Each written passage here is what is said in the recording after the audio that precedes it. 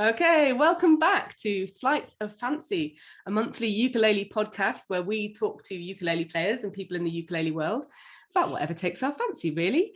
And this week, our special guest is Simon, Ukulele Simon. And he's a long-time fixture of the ukulele world. If you haven't heard of him, you should have done. Check out his YouTube and his Instagram page. Simon does lots of interesting ukulele covers using loops and beatboxing and very, very original music. Right, Simon? I think we should call it there. You make me sound incredible. So Great. Thank you very much for having me. Good night. There we go. Yes. Cool. No one ever told me to stop buying equipment. So it kind of evolved. Yeah. From just playing cover songs with just the ukulele to now having a far too big a rig with all of the bells and whistles and silly effects, and I absolutely love it, and it's great. Yeah, I love watching your videos, but I have to say they're quite intimidating in terms of all of the bells and whistles that I wouldn't even have a clue where to start with using, but they look very fun and very fancy. I saw that recently you made a video with a very large looping desk or looping pedal. I mean, with lots of... What is that? So it's my new toy. It's the Boss RC505 Mark II. It sounds like a rocket. 505. I have the RC1. That's how simple I am. Yeah. Well, so I started looping at about 16 back in when I was at college, and I started with the single little one. Mm-hmm. And I have had every single loop pedal that Boss pedals have released over the years. I started with the little one, then I got the slightly bigger one, then I sold that and got the really big one, and now I'm on like the big, fanciest, most incredible, ridiculous one. And I obviously thrive in high pressure situations because all it takes is for one small thing to go wrong, and then the whole performance goes down the toilet.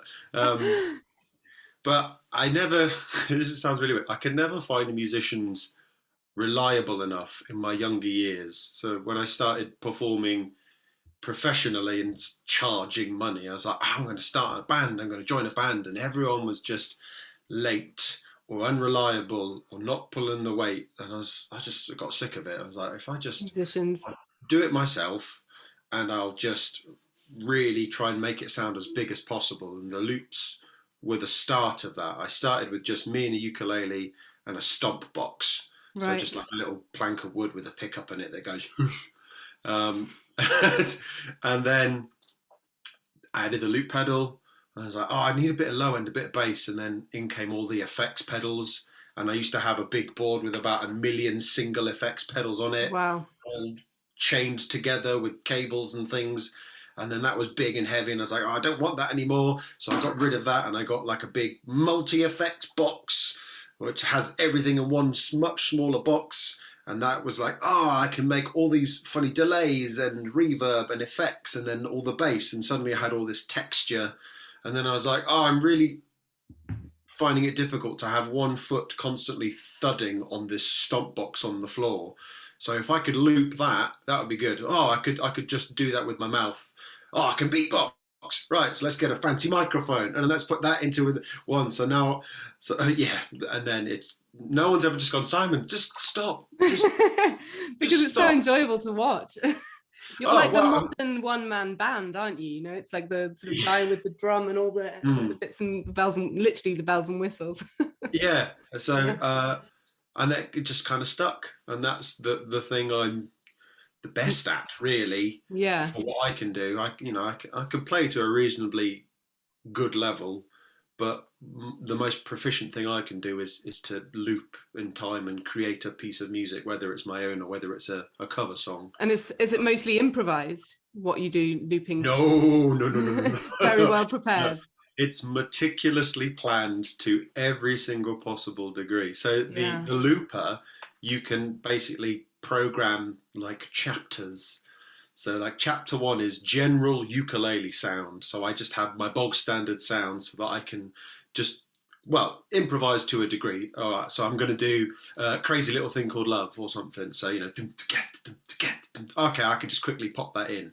But for like the bigger arrangements, I have, specific. So like Insomnia is quite a fun one that I'm doing at the moment. So Right. I've got, I love the beatbox 90s rave and disco stuff. It's brilliant. absolutely having it. People love it. Yeah. So the beatbox drums go on 1, the main loop goes on 2, and that's like bass, and there's some effecty things on 3, and then number 4 has a weird like Tibetan monk with all these weird little effects on it, and the number 5, and then I delete one and then come back to the other. So that took about a week of programming, essentially sitting down and pressing a button and then trying it out 7 million times, be like, right, that's how I'm going to play it. Okay. So not very little improvised stuff anymore. I'm a big meticulous planner to try and deliver the best. But you're not using pre-recorded loops in your live shows. You're creating those loops in real time, right? Mm-hmm. Yeah. So kind of like a dance. Yeah. Everything happens in an order at a certain time in the song, and I just drill it over and over and over again. Wow. Sometimes I play very little ukulele. Like in Insomnia, that it's in 2 sections. You've obviously got the first sort of rappy bit, and then you've got and that first bit, once I pop the loops in, I just don't play anything for about 3 minutes. That's quite nice. You can take a little rest. Oh yeah, yeah. Have a little breather and be like, okay, yeah. Does sound like a lot to manage, though. I mean, but it makes for an incredibly exciting live show, I imagine. I mean, it's difficult if you're a one-person ukulele player. I mean, there's lots of ukulele players who do a really great job of, being that single person on the stage. Like our very own Daniel Sedder, for example. People like James Hill. But you really have to bring the show, don't you, in order to be able to sort of entertain a crowd as one person. Yeah, I think with any performer, it's knowing what you have to sell and thinking of the performance a bit like a product. Yeah. So why do people go and see Danny Usero and James Hill? Because they're incredibly proficient players that can play to a very advanced level. And the thing that's entertaining is seeing that virtuosic kind of playing. Yeah. So when people come and see me, the thing that I double down on is I can create an entire song sonically and musically just with one person live in front of you now. Yeah. And I will give you as much energy as I possibly can whilst I'm doing that. Yeah. I think that's an important thing for any performer. And I think why I'm still doing it today. I started playing uke nearly a decade ago now after, not being very successful with other instruments because... Right. How many acoustic guitarists are out there singing songs about their feelings? Quite a few. Quite a lot, and you need to stick out and have your thing. And I just finished university. I had no money, and I really wanted to make money performing. I didn't really want to just get a proper job, as they say, and only do that. So I was like, right, what are people not doing where I live, which is in like the country. In Norfolk in the UK, and no one in that area was like gigging solely as a ukulele player. Everyone was an acoustic guitarist that could throw their hand to it. I was like, right, well, I'm going to do that. And then again, double down on it, and that made it a success. Well, not just in your region as well. I suppose there's only a handful of people doing that in the UK in total, isn't there? I mean, I think it's becoming, I think it might be the next Instagram fad. I'm seeing quite a few people now being like, "Oh, I can loop with this thing, and it sounds really cool." Right. So I really want to see more people do it and see where they take it. Big-headed, but see if anyone can dethrone me. I doubt that's going to happen anytime soon. I don't know. I've just from the people I know in the ukulele scene, no one else is kind of doing it to the degree I have. Probably because they've realised that it's probably quite silly. But I'd really like to see someone else come along and be like, "Come on, Simon, let's push one another and let's do that." That'd be cool.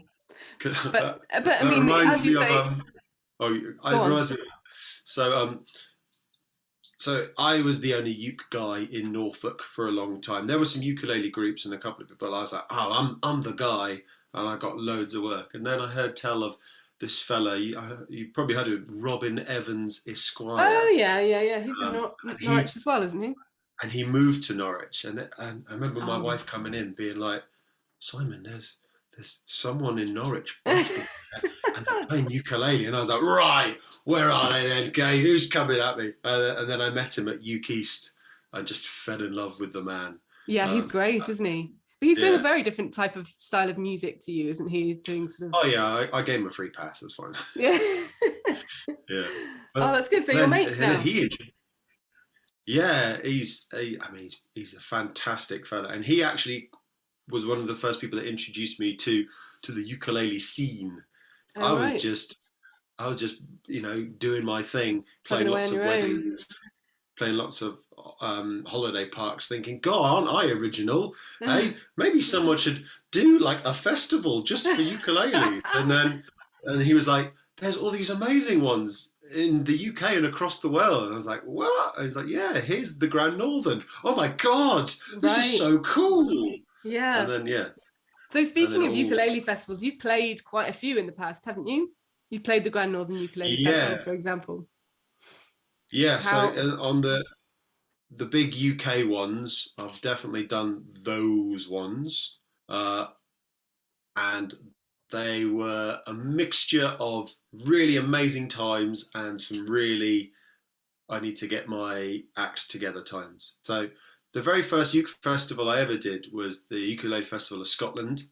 Okay. And they found me online and they put me on their like second stage, which was in this lovely church to about 100 people. And I was that weird guy with the loop pedal. And I had a great show and played my socks off and it was amazing. And I was riding high. I was like, right, I'm going to do loads next year. So I did Scotland again and I did the Grand Northern. Right, and I've been talking to Rob and he's like, you need to, do an audition. And I was like, do an audition? What are you talking about? Like, I'm Ukulele Simon. And I obviously got a little bit big-headed about it. And then I went to the festival and I was on their second stage. And basically I was just under-rehearsed.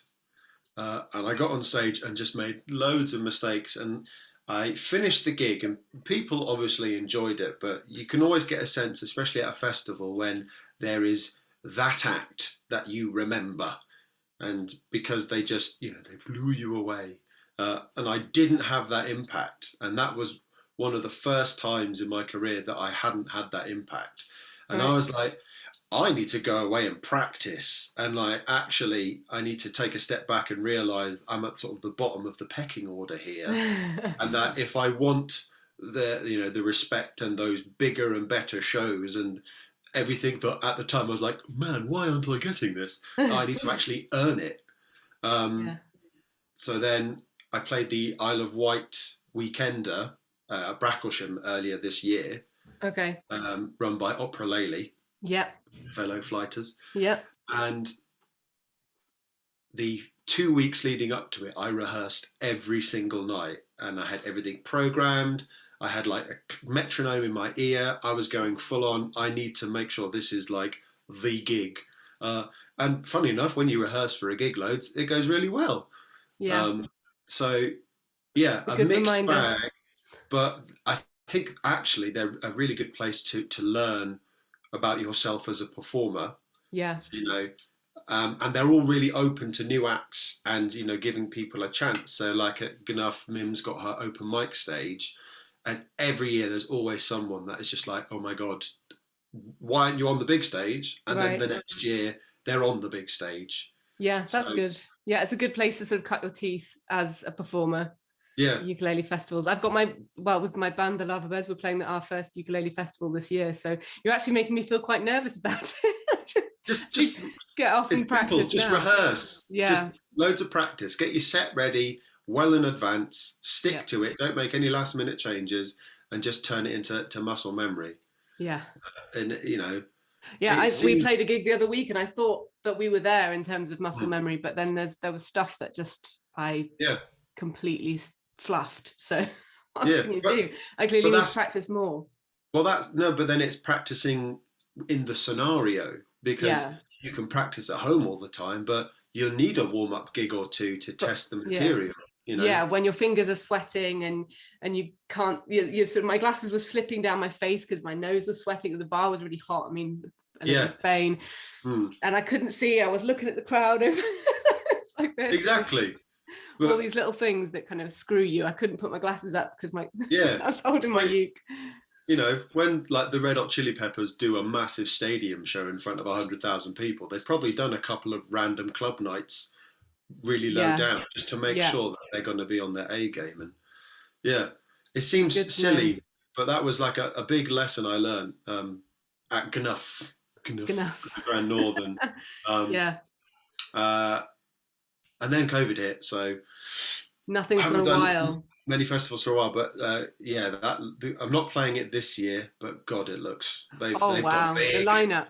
They announced the lineup, and then the same day it was sold out. I mean, but by the time I'd seen it and it came up, you know, in my email or whatever, and I was like, oh, I'll see if I can get a ticket. Gone. Yeah, sold out in seconds. Yeah, it's incredible. But yeah, so year, what are you doing this year? What are you playing this year? So I've got in the UK, I've got the Winchester Uke Festival. Very nice. It's quite a sort of long-standing. I think I had a bit of a break, and it's coming back this year. Good to know. Yeah. There was in Bognor Regis. It's the South Downs Uke Festival. It's part of their folk festival. Cool. And then finally, I've managed, because back when I first sort of partnered with Flight, they were like, right, we're going to get you out across Europe. I was like, yeah, and we had it all booked in, and then COVID hit. Oh, so I'll be at the Austrian Uke Fest this year. Wonderful, yeah, great. And then later in the summer, over at the very first Belfast Ukulele Festival. Oh, nice. In Northern Ireland. So very good. Lots of really cool specific uke fests, and then there's a couple of other sort of fests. There's this amazing festival in Lowestoft in Suffolk called First Light Festival. Okay. Which is the stages are 24 hours, so the music doesn't stop for 3 days. Wow, brilliant.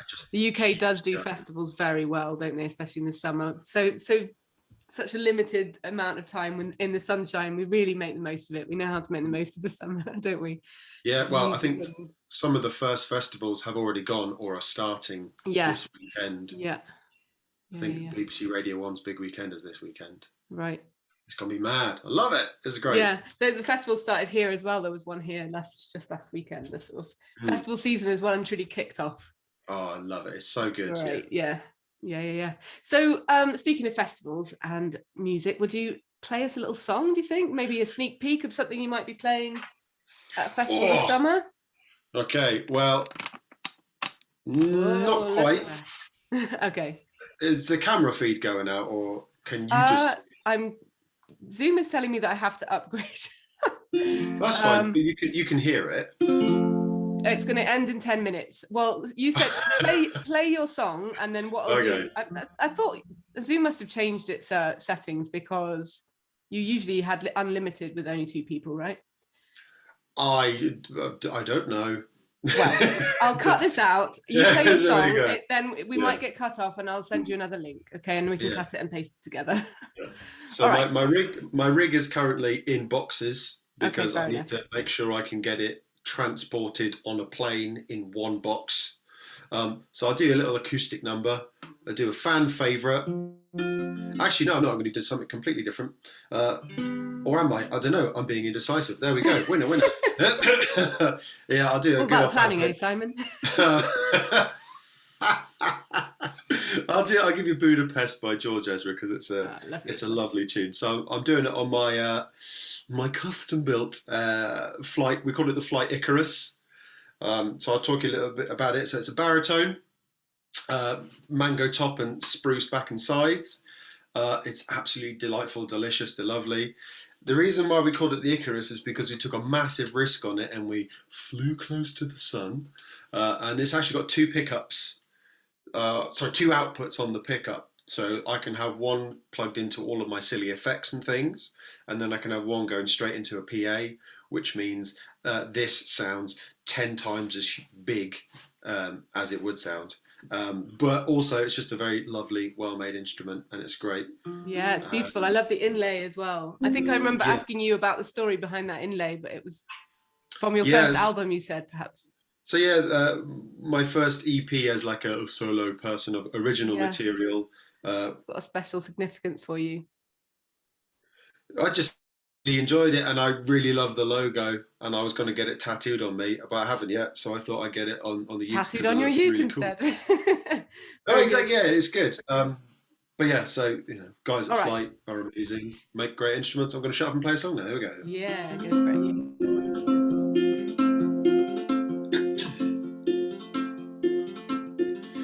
My house in Budapest, my hidden treasure chest, golden grand piano, my beautiful Castillo, ooh, I leave it all. My acres overland, I have achieved. It may be hard for you to stop and believe, oh, for you, ooh, I leave it all. Oh, for you, ooh, I leave it all. And give me one good reason why I should never make a change. And baby, if you want me, then all of this will go away.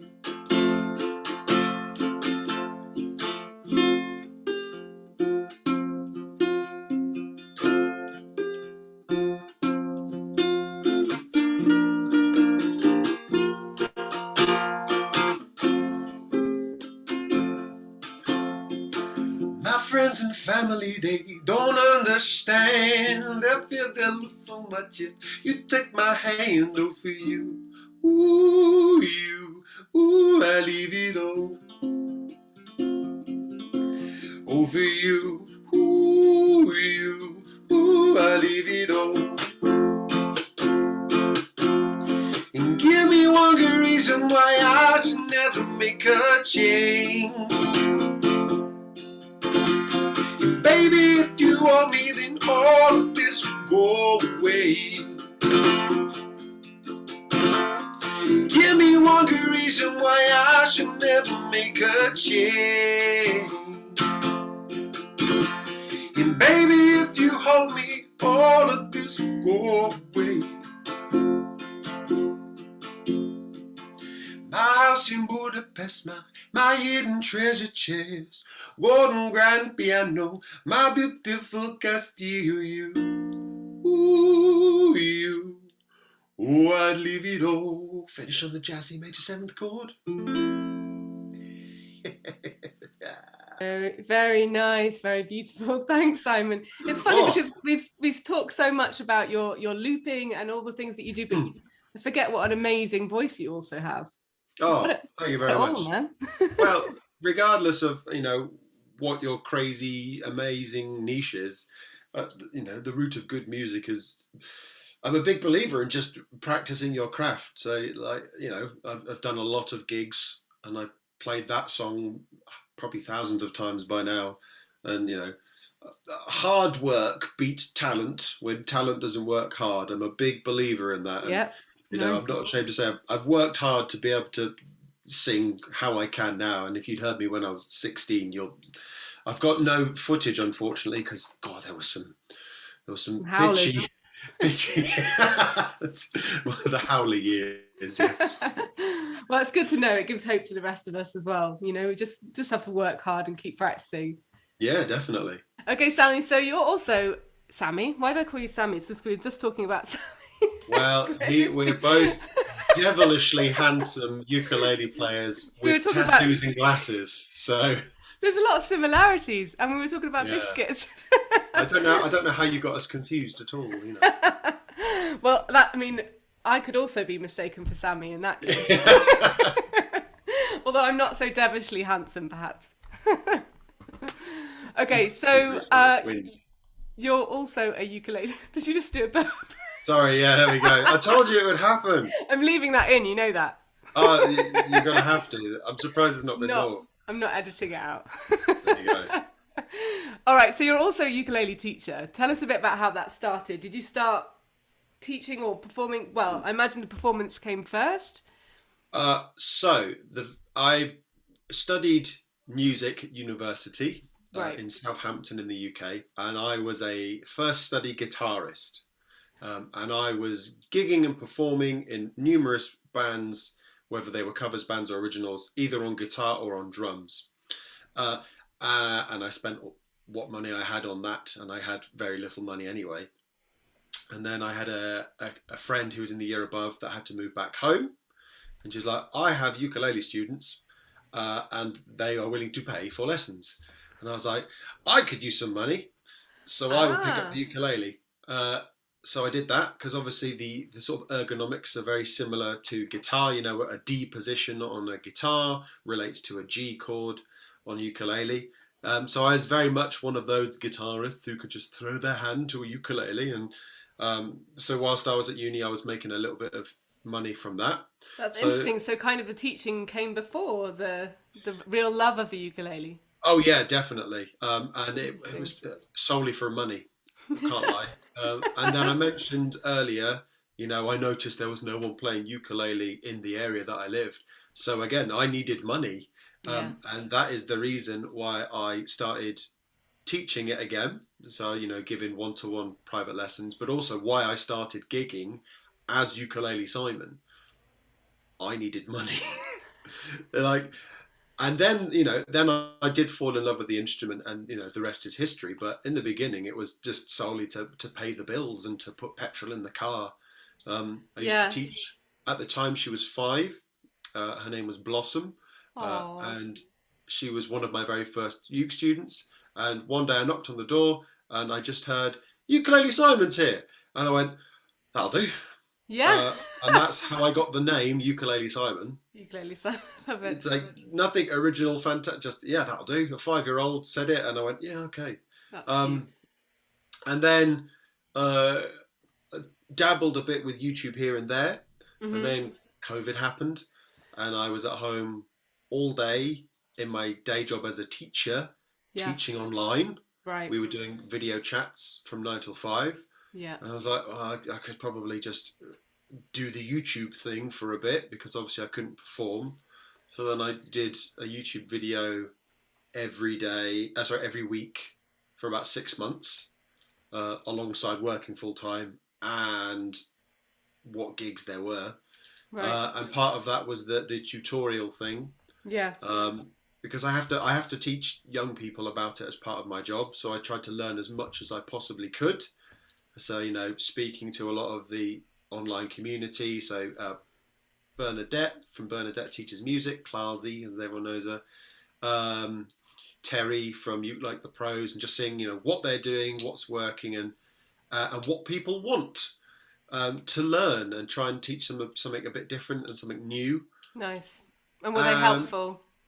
They give you lots of well, tips? It's Clarsy's was, I think she's one of the first like ukulele content creators that was solely making content and an influencer, if you will. Yeah, and she's very generous with her knowledge about that as well, isn't she?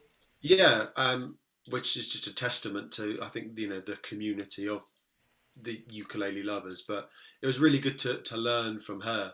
I think the sort of bittersweet silver lining, whatever, is after doing that, I realised that at the moment it's not doable for me. I don't feel like I have anything else to add to the pool of ukulele lessons at the moment. Right. Because I think everyone's got everything covered. So I was, you know, thinking about video ideas. Right, percussive ukulele. Well, there's already loads of videos on there as well. I did a couple and they were really successful. I was like, what can I do next? Strumming. There's like, I think it's covered for now, and those guys are doing it much better than I am. And I kind of realised that sort of at the end of last year. So kind of now rethinking about actually what do I want to offer. And like what we discussed earlier about when you're at a gig, you have to, you know, sell your thing as best as possible. Yeah, find your niche. I think, you know, I'm falling back in love with being an artist and a performer. And I think I'd rather sell that more online as well, rather than do tutorials, because by the end of it, I was only filming tutorials for followers, and it wasn't really, authentic. Oh God, I sound really like musician-y now. I completely understand that. I mean, as Yeah, well, that you've only got a certain amount of time, and you've got to focus on the things that really ignite your sort of yeah. passion and excitement. Yeah. But I don't think that means I'm not going to teach ukulele. Like I'm really enjoying doing workshops at festivals Right. Okay. with people Yeah. and actually delivering the same kind of lessons there in front of Yeah. people. I think actually that's where I shine a bit more. Yeah, okay. Um, And well, I mean, your personality comes across as well, and you can really interact with people mm. when in a face-to-face environment. Do you do sort of one-to-one Zoom lessons and things like that still, or if someone uh, wanted to take a lesson with you, is that something they can do? they can definitely do it, 100%. If it's like a beginner or someone looking for the basics, I'd probably direct them to someone else. I think Someone again, local. if you want lessons with me, it's going to be very specific, very niche. We're looking at technology, pedals, alternative techniques, probably a Yeah. bit more advanced theory that goes into sort of like composition and musicianship Yeah. rather than just the uke stuff. I'm happy to do it, but I just think there's so many people out there that are doing it better. Like Sammy, for example, he has got such a great way of explaining things and the consistency of what he's teaching people, and people are really engaging with that Yeah. really well. So yeah, it's a weird sort of middle ground at the moment. Yeah. Well, there's I've one thing, definitely. there's the technology, isn't it? Not the technology, the technique and the playing, and then there's the other side of things is the pedagogy and how you teach things and how you express things. I think you're very good at that, and I find your tutorials very engaging. But I suppose that also comes from being a teacher, a music teacher, in That your is day the job other as side of it. well. I teach 5 days a week, Yeah. and at the time I was teaching 7 days a week, and Yeah. it gets a bit draining, really. Yeah. We're It's all exhausting. humans, Yeah. Yeah. um, and that we were all inside in the UK at home, and even though I was inside all the time, I wasn't actually seeing much of my wife, because obviously filming high quality content and coming up with ideas and doing it all in house and editing, it takes a lot of time, a lot of effort. It's a full time job, Yeah. um, and I'm not at that place yet to do it 100% full time. Yeah. But again, there's so many people out there that are doing it full time and they're smashing it. And people can come to me. I'm not going to say no to anyone. I'm always going to have that conversation if they want to learn. But like, there's loads out there that is so enriching, and it's nice just to actually, for as a teacher, to sit on the sidelines and learn. Oh. Oh yeah, I've got all the. I'm so. God, I sound so. You sound very teachery. teachery now. Yeah, Oh, yeah. God, Those who too dare many. to teach must never cease to learn. Oh yes, all of that. Yeah. Yeah. Okay. Well, let's switch subjects a little bit, because I know that you recently started a band and you've got a new musical project sort of happening. Yes. Can you tell us a bit about that? So we're called the Do You Do's. The what? The Do You Do's? The Do You Do's. So like, Nice. I like it. do you do this song kind of thing? You do. I do that down there, though. So I finally, like I said earlier, I couldn't find anyone reliable enough. I've just turned 30 and I finally found 3 musicians that are reliable. Good. Yeah. So we started a new Did you interview function. them to get your CVs and They're tell all me about your teachers. time management? Oh God, their time management's phenomenal. I love it. Wow, great. So yeah, we're 4 music teachers and we formed a covers band. Cool. To play at weddings, functions, and events, because in our local area there isn't much of that. There's like 2 or 3 really good ones, and that was a new challenge because for the first time in almost a decade, I'm playing with other people again, Nice. and I'm playing guitar, and relearning lots of skills that I'd sort of forgotten. It's a very different ball game to looping, and I am not in charge of everything anymore, and that can be really challenging. You're challenging and freeing perhaps as well. Getting new creative ideas from other people and working with other people in that way can be. Yeah, because I I've been gigging professionally for over 10 years now, and like I've played weddings has been my bread and butter. You know, I play people down the aisle to Somewhere Over the Rainbow or something like that. And there was a point where I was just getting so sick of it, and then COVID hit, and I was like, actually, I might never gig again. I don't think I miss it. And then we started this new band, and it was like, oh, okay, so I need something new. I need a challenge, and then that kind of took me away from the uke for a couple of months. And then I came back to the uke, about 2 months ago, and I was like, "Oh man, I missed you." Oh. I missed a pun. I missed uke. Sorry. And then kind of got a second wind, and this year is turning out to be a great year for that. Great. God, I could bloody write a screenplay with this. No, it's really interesting. I hope all of you listeners out there are finding this enriching, and you don't find it like I'm just tooting my own horn and all that. I'm really not trying to, but God, you're just being very British, Simon. You're not tooting your own horn. You just don't do that on the British Isles. We don't talk about ourselves, but well, we want to hear. So yeah. This is the perfect platform to do that. Awesome. I'm glad. So, all right, let's see. One more thing. When did you become a flight artist, and how did you become a flight artist? Because you've been with the brand for a long time now, I think, right? Yeah. So the drummer in my function band, Do Your Do's, is a great guy called Rich Nolan, and he started work at the college that we teach at, and I was like, "Oh, what do you do then?" He goes, "I drum and I kind of do the Instagram thing." I was like, "What?" And then he shows me his Instagram page, and he's got like 15,000 followers. And at the time, I had about 50 and had posted about 3 times. Right. And I was like, "Wow, that's so cool." And he's like, "Look, it's really simple.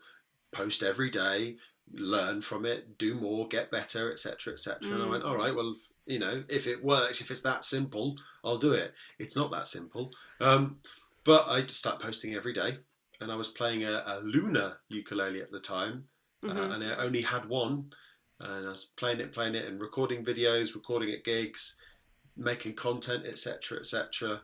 And then it was just as the sort of, I call it like the ukulele renaissance happened, and suddenly everyone was like, "Oh yeah, we love it, and we're going to post about it and do things." And then kind of just through Instagram, stumbled across Danny, Ucero, Plazi, Ukulele Tin Man, who was called at the time, Chris, what's his face, with all the vintage ones. Christopher Davis Shannon. That's the one. And then had a couple of videos do quite well for a small fry kind of guy. Hit a couple of thousand, and then Juliana from Flight was like, "You want to have a chat?" I was like, "Yeah, I'll have a chat." And she was like, "Got some ukes?" "Yeah, I want some ukes." And then she's like, "Cool." And I was still in the midst of posting every day. I did it for about sort of 9 months. And I was just building my following. And then she gave me a Mustang. Very nice. Just as they released the Mustang, so still quite early days. Yeah.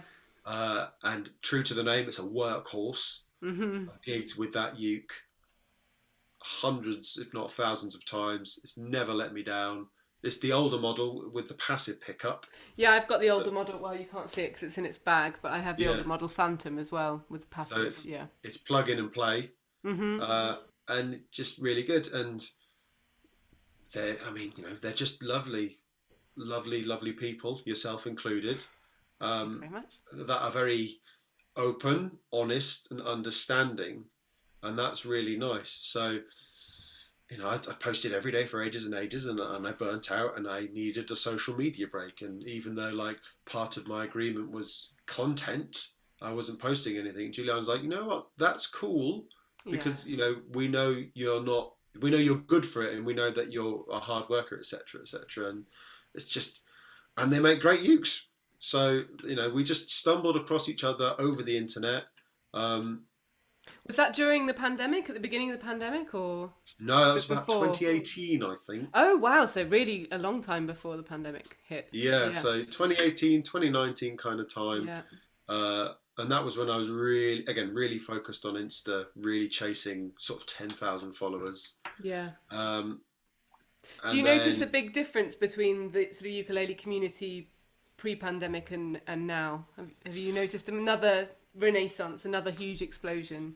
I've noticed a difference in the sort of the use of social media and how, like everything, when something becomes popular, it becomes very saturated, and then your growth becomes difficult because everyone wants a slice of the pie. Yeah. And I was a big wanter of that pie for a long time. Really wanted, but when you kind of are removed from that and you can just watch from the sidelines, just as a hobbyist, it's really nice. You can scroll through Instagram and now you've got all this variety. You've got your education, you like the pros, Plazi. You've got virtuosos, you've got the big players, Taimani, James Hill, and then you've just got random stuff that you come across that's, really cool. Yeah. Who are you enjoying at the moment? Who are your sort of favourite players right now? Sammy is slaying it. He is slaying it. I remember being at the period where he is now, where you get that boost and you see that growth. He Very hit a couple of thousand, and then suddenly it's the snowball effect. Yeah. And he's just nailing it. He's absolutely obliterating it, and he's got such probably he's a fellow Brit again. Such a great sense of humour. And so him, God, I sound like I'm plugging Flight, but him, Pete Moss, because Peter. God, he can play. Yeah, he really can. He was at the Isle of Wight, and he was just, firstly, phenomenal. Yeah. Talk about well rehearsed. That man, so good. Yeah. But so friendly and so much passion. I just remember chatting to him, and he's like, "Right, grab a uke, I'm going to show you something, and I'm going to impart wisdom onto you." Very sweet about sharing things as well, isn't he? He's very generous with his time and with his teaching.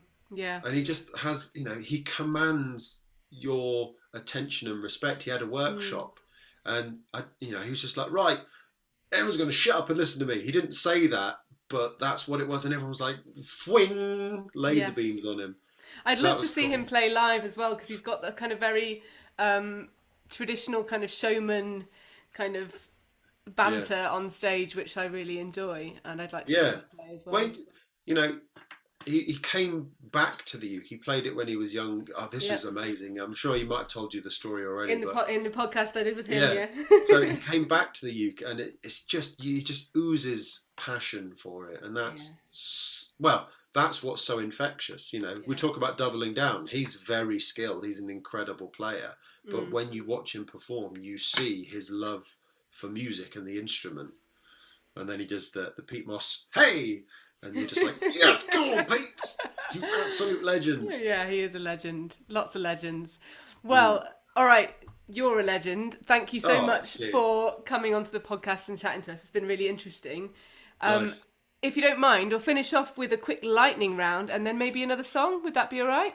Yeah, let's do it. Okay, so lightning round. Are you ready? Short answers. Okay. Favorite ukulele. This one. The Icarus. It's beautiful. The Icarus, yeah. One of a kind. It's amazing. One of a kind. But if you want something similar, there's the Aurora. It just came out, which is not mango, but it's rosewood, I think, on the back. It's gorgeous. I played it yesterday for the first time. I stopped by my local shop and they had one, and I had a little. I'd quite happily have one of everything if they give it to me, but I don't think they give me one of everything. But I'd give it a go. You wouldn't be able to fit it in your apartment, would you? Well, I'd make it work. I'd make it fit. Yeah. All right. Favorite ukulele player? Oh, is that too hard? James Hill. Fair enough. Yeah, I think he probably wins. He's everyone's favourite across the podcast when I asked that question. Man's got mad skills and he's a virtuoso. But the thing that is so good about him is he's so musical in his playing. Yeah. He could just play C, F, and G, and I'd be like, "Oh, I love you." Yeah. An amazing teacher as well. I mean, he seems like, I haven't met him, but he seems like such a lovely guy, doesn't he? Yes. Just a sweetheart. Yeah. Okay, one word to describe the ukulele. Small. There you go. Yeah, small. Okay. Maybe the most unoriginal. You said lightning fast. That's what came to my brain.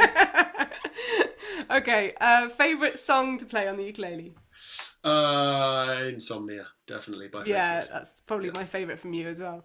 Brilliant. Favourite ukulele festival, if you have one? The one you had the best time at? Isle of Wight, Nice. Okay. probably because of Interesting. Pete Moss. I love that man. Aw. I'd marry him if I could. He's already married, mate. Oh, damn it. Maybe he'll be open to something. You never know. Okay. One thing you wish you could do better on the uke. Oh, You're good at everything. was it triplet strum? Triplet strum. Okay. Yeah. All right. Good. Interesting. All right. If you couldn't ever play the uke again, what would be your instrument of choice? Oh, I mean, probably guitar. Okay. Probably, Yeah. Makes sense. That's a boring answer.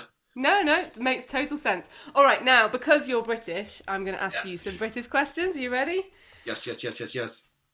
You're being tested, by the way. Okay. Favourite British biscuit? Chocolate cover hobnob from the freezer. Yes. That is my favourite. You have pass to put that it one. in the freezer overnight and 10 then out of eat 10. it ice cold. That is, oh yeah, that sounds great. I've not done that. I'm going to try it. Okay, test number 2. Right. Favourite crisps? Oh, I don't know if it's technically a crisp, but I'm a big fan of a chili heatwave Dorito. Chili heatwave? All right, haven't tried those. Okay, I mean, it's interesting. a tortilla chip, but I would put it in the crisp category. Yeah, I think it counts as a crisp. That's all right. Yep. Okay, favourite brand of British tea? This can't be a quick answer, I'm afraid. What? And I'll tell you for why. Okay. You get used to the tea you drink and you like the tea you drink. But then when you mix it up, as long as you like the taste of that one, then you kind of just let it move and evolve. So, like, You don't I have like a loyalty to Twinings. one?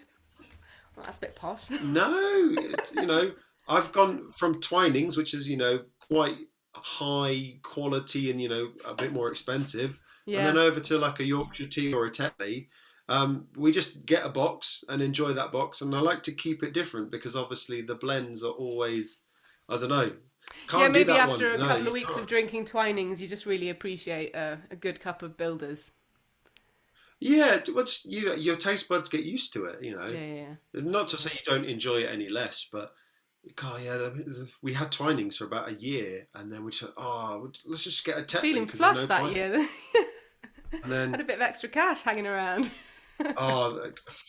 just really enjoy Twinings. Yeah, fair enough. I'm a PG Tips lass myself, but that is also because it's the only one I can get in Spain. So, but I mean, now we only get tea that is biodegradable in the tea very bags. Good, yes. Or we get and I think loosely. PG Tips do biodegradable bags, don't they?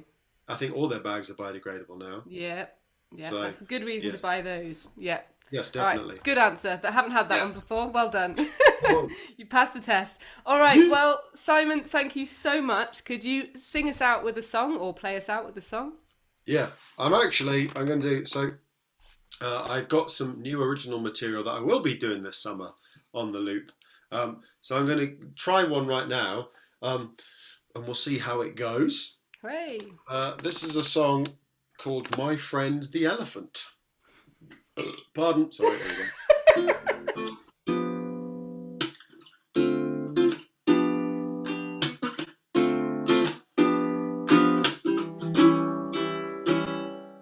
I got a friend who is an elephant. His trunk is kinda prevalent, but that fact is irrelevant. His actions are benevolent. He likes to set a precedent for all the younger elephants so they can show intelligence to all of the friends. He commits it all to memory, every chord and melody. Stores them alphabetically in musical directory. He listens quite eclectically. His tastes are elementary. Respectfully and endlessly, he's got an ear to lend me.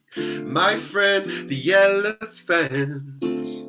He always remembers my birthday. He always makes me feel worthy. My friend, the elephant. First in line for the buffet, but he always saves me a plate.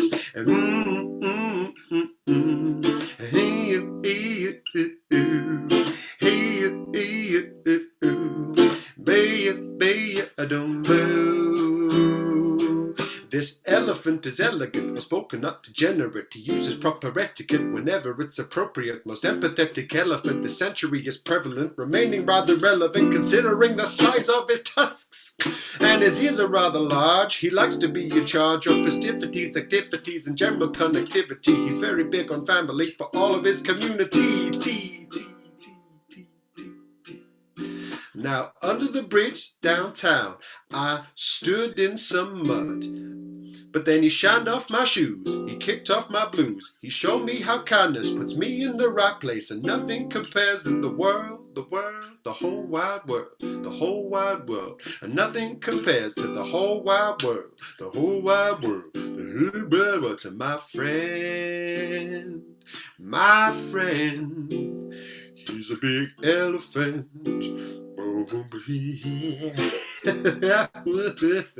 My friend the elephant, he always remembers my birthday. He always makes me feel worthy. Hey.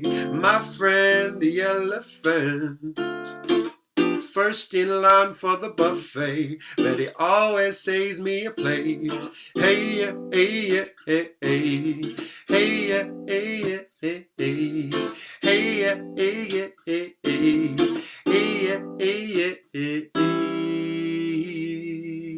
Elephant noise. There we go. Simon, that was brilliant. I loved it. That was good. Had me in stitches from the very beginning, with a burp at the beginning and then all the way through the song. Yeah, exactly. Brilliant. How did you get inspired to write that song? It was a songwriting exercise. Really? I found a random picture online on Google Images of someone standing next to an elephant, and I was like, if you were best friends with an elephant, what would that be like? And then I was like, I want to try and make this as wordy as possible and make everything rhyme, and kind of a little bit sort of hip hop versus that kind of chap hop movement. Chap hop? I'm not sure what that is. Yeah, well, it's like am I allowed to swear? I don't know. Am I allowed to swear? Sure. I won't. Okay. It's that Tom fella? I'm terrible with names. He did that I've got no F's left to give song. Oh yeah, he's Flights artist as well. Yeah, Tom. I can never remember his name. Hang on. Tom Wilde. Tom Wilde. Yeah. So it's sort of rap through that very British medium. So they hand it up, and they've got like cravats and that.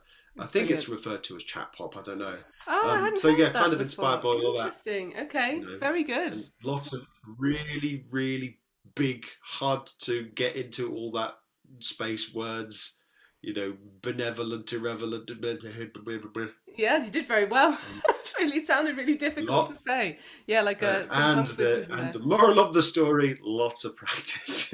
Lots of practice. Yeah, we'll leave it at that. I think that's your top tip. There we go. Just keep practicing. Rock and roll. Rock and roll. Thank you so much, Simon. It's been so much fun to have you on. So much for having me. You've made me cry again. Every single podcast, I seem to laugh until I cry, or cry until I laugh. There you go. And you've done it, so well done. Thanks. Oh, thank you so much. You have a lovely evening. Right? Thank you everyone for listening. You're all legends. Bye everyone. Thanks.